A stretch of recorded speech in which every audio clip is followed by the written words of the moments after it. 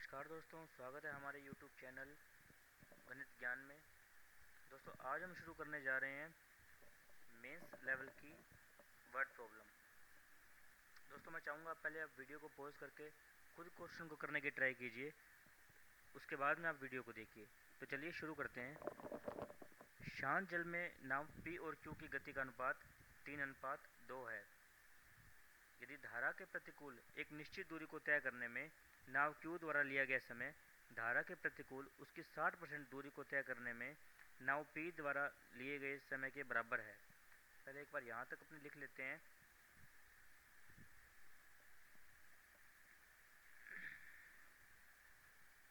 P अनुपात Q, शांत जल में इनकी जो स्पीड दी गई है, स्पीड का रेशो दिया हुआ है 2:3 है। और धारा के प्रतिकूल एक निश्चित दूरी को तय करने में Q द्वारा लिया गया समय धारा के प्रतिकूल 60% दूरी को तय करने में नाव P द्वारा लिए गए समय के बराबर है। यानी कि P जितने समय में 60% चलता है उतने समय में Q 100% चलता है। यानी कि अपने को इनकी स्पीड के रेशो का पता लग गया कि 60 और 100 रेशो है। इसको काट लेते हैं, 20 3 60, 20 5 100। आगे बढ़ते हैं। धारा के अनुकूल 5 घंटे में Q और P द्वारा तय की गई दूरी के बीच अंतर 60 किलोमीटर है। तो धारा के अनुकूल नाव P की गति का धारा के प्रतिकूल Q की गति से अनुपात ज्ञात कीजिए। दोस्तों यहाँ पे अपने को क्वेश्चन में P की गति और Q की गति का अनुपात ही पूछा गया है, तो अपने को 5 घंटे Q और P वाली लाइन का कोई यूज़ नहीं आएगा इस क्वेश्चन में, क्योंकि सीधा रेशो पूछा है तो रेशो वैसे ही निकाल लेंगे अपने। अभी जो 3 और 5 रेशो है ये धारा के प्रतिकूल गति का है, यहाँ पे लिख लेते हैं अपने प्रतिकूल, और ये शांत जल में। दोस्तों यहाँ पे प्रतिकूल में अंतर गैप, इनमें रेशो के गैप 2 का है और शांत में 1 का है, तो इसको भी अपने 2 का गैप बना लेते हैं। इसको 2 से गुना कर देते हैं शांत जल वाले रेशो को, तो ये हो जाएगा 4 और 6, ये शांत जल का रेशो। दोस्तों यहाँ से एक बात पता लगी अपने को कि ये 4 और 6 है शांत में, और प्रतिकूल में 3 और 5 है। यानी कि जो धारा की चाल है वो 1 यूनिट है। तो शांत जल में अगर अपने 1 यूनिट जोड़ दें तो धारा की अनुकूल चाल बन जाएगी। 4 में 1 जोड़ा 5 और 6 में 1 जोड़ा 7। अभी धारा के अनुकूल का रेशो आ गया अपने पास। अब क्वेश्चन में क्या पूछा गया है, P की गति का धारा के अनुकूल स्पीड, P की गति धारा के अनुकूल 5, Q की प्रतिकूल गति से अनुपात, Q की प्रतिकूल 5, तो 5 5 या 1 1, यानी कि इसका सही जवाब ऑप्शन सी।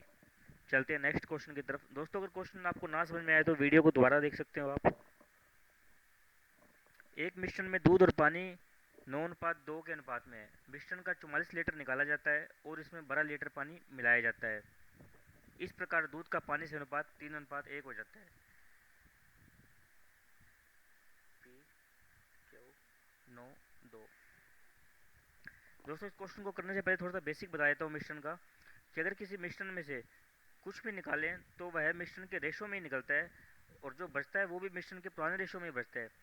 जैसे कि मान लो अगर कोई दूध वाला मिश्रण में आधा दूध और आधा पानी मिलाता है, तो जब भी वह दूध बेचेगा तो उसमें से आधा दूध और आधा पानी बिकेगा, बाकी जो बचेगा वह भी आधा दूध और आधा पानी के रेशो में बचेगा। इसी से अपना क्वेश्चन सोल्व होगा। ये 9:2 में है पहले, इसमें से 44 लीटर निकालते हैं तो जो निकलेगा वो भी 9:2 में निकलेगा, और जो बाकी बचेगा वो भी 9:2 में ही बचेगा।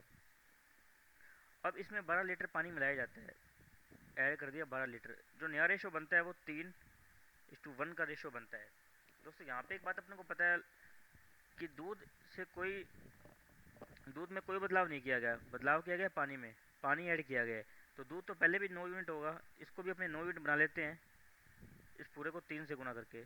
तो जो नया रेशो बनेगा अपना 9:3 का बनेगा। अब अपने को एक बात पता लगी है कि पानी 2 से 3 हो गया 12 ऐड करने के कारण, यानी कि पानी की 1 यूनिट बढ़ गई 12 लीटर ऐड करने के कारण।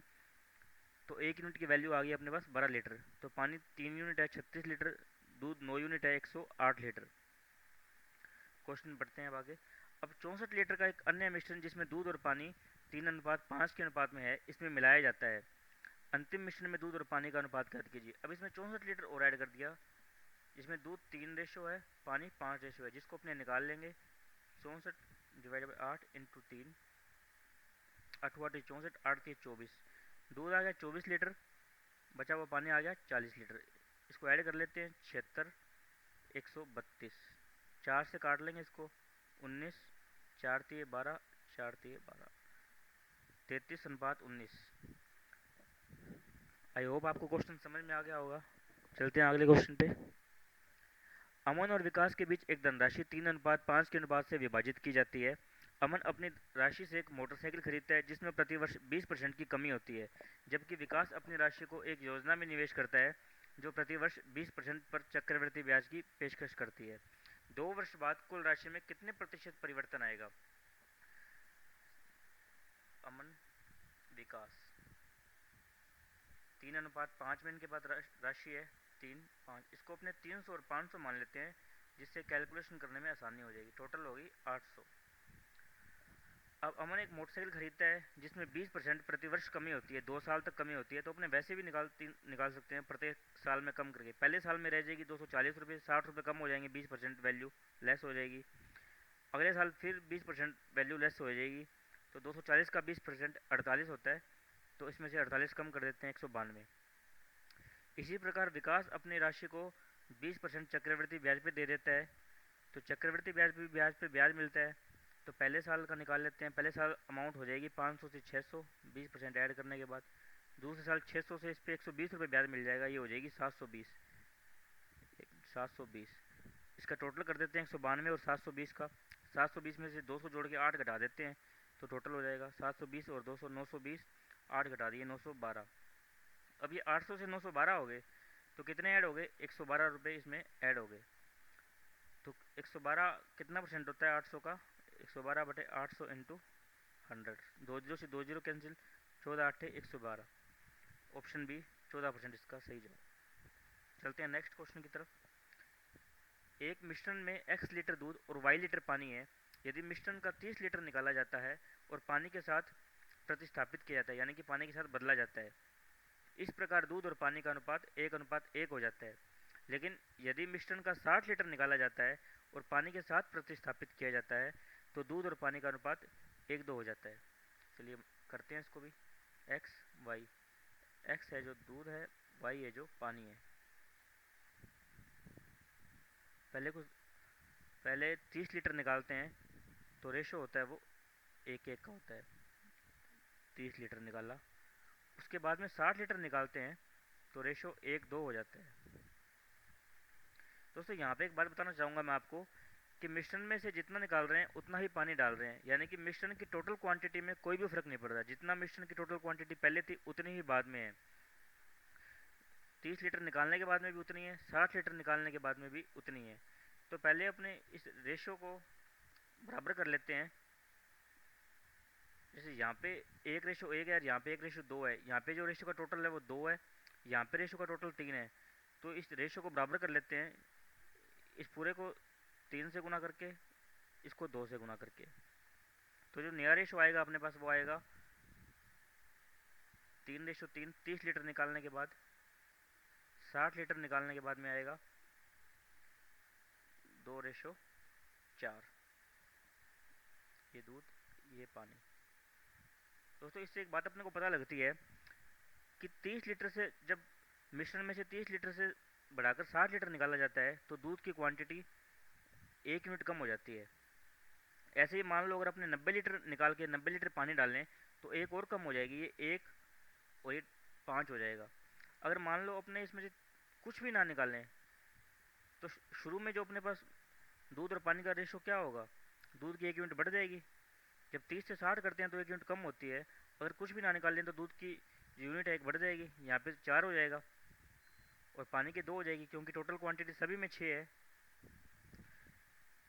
तो अब अपने को क्या पता करना है कि टोटल में दूध और शुरू में दूध और पानी कितना था। तो अपन ने शुरू में 30 लीटर मिश्रण में से 30 लीटर निकाला है, तो दूध कितना निकलेगा उसमें से? 4 और 2 में निकलेगा। तो निकाल लेते हैं, 30 डिवाइड बाई 6 × 4, 6×5 = 30, 5 चौके 20, यानी कि 20 लीटर अपना दूध निकला है, जिसकी वैल्यू 1 यूनिट है। तो अब अपनी टोटल 4 यूनिट दूध की वैल्यू कितनी होगी? 80 लीटर। और पानी की कितनी वैल्यू होगी? 40 लीटर। क्वेश्चन में अपने से पूछ रहा है एक्स का मान, एक्स यानी दूध का मान कितना आ गया? 80 लीटर। दूसरा क्वेश्चन क्या, दूसरी क्वांटिटी क्या पूछ रहे हैं? वाई प्लस 40 का मान, वाई अपना है 40 प्लस 40, यानी कि ये भी 80 आ गया। मात्रा फर्स्ट और मात्रा सेकंड अपनी दोनों बराबर आ गई, तो ऑप्शन ये अपना सही जवाब होगा। दोस्तों उम्मीद करता हूँ आपको वीडियो पसंद आया होगा। अगर वीडियो पसंद आया तो इसे लाइक कीजिए, चैनल को सब्सक्राइब कीजिए और वीडियो को अधिक से अधिक शेयर कीजिए। Thank you.